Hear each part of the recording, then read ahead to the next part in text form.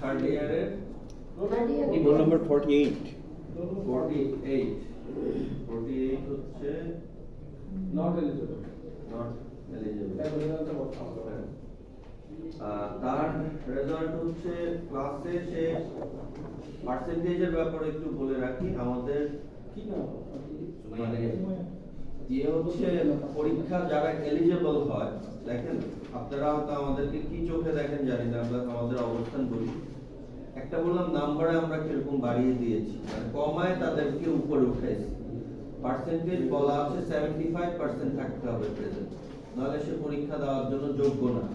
সেই ক্ষেত্রে আমরা মিনিমাম 60% যারা ক্লাসে আছে তাদেরকে আমরা পরীক্ষা দেওয়ার যোগ্যতা দিয়েছি। তার 66%, 80%, 70% বললাম এভারেজ 70%। সে 48 নন এলিজিবল হয়েছে।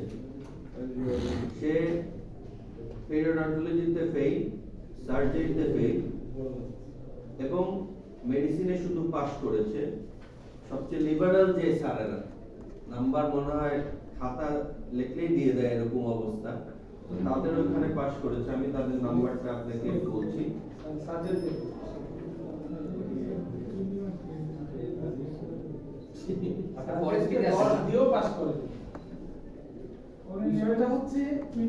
আমি বলি এখানে আমরা মানদণ্ড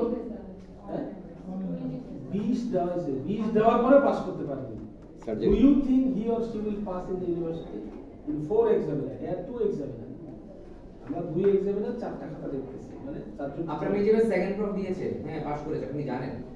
জি, আমি on behalf of her father, আমি ওর চাচা।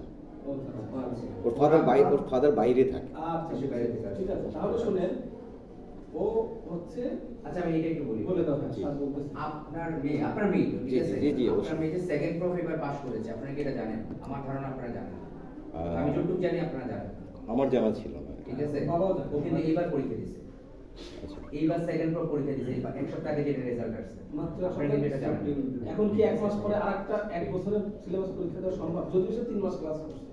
এবং তার নাম্বারগুলি রিটেনে ছিল 48, ভাইভায় ছিল 40, টোটালি সে 88 পেয়েছে। যে বললাম 100 পাস ধরেছি আমরা, সেখানে সে 88 পেয়েছে আমার সাবজেক্ট। এটা হচ্ছে গ্রেড দেওয়ার পরে। আপনারা সবাই যদি এমন না যে ফেল করে তারা আমরা গ্রেড দিই, আগেও আমরা গ্রেড দিয়েছি, দিয়ে 88।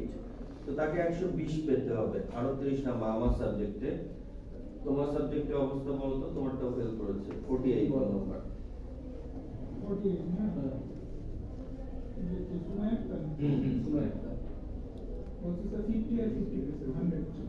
এটা কি বাবুল ভাই মেয়ে? স্যার যেটা থাকে তো না, উনি ইয়েতে ইতালিতে।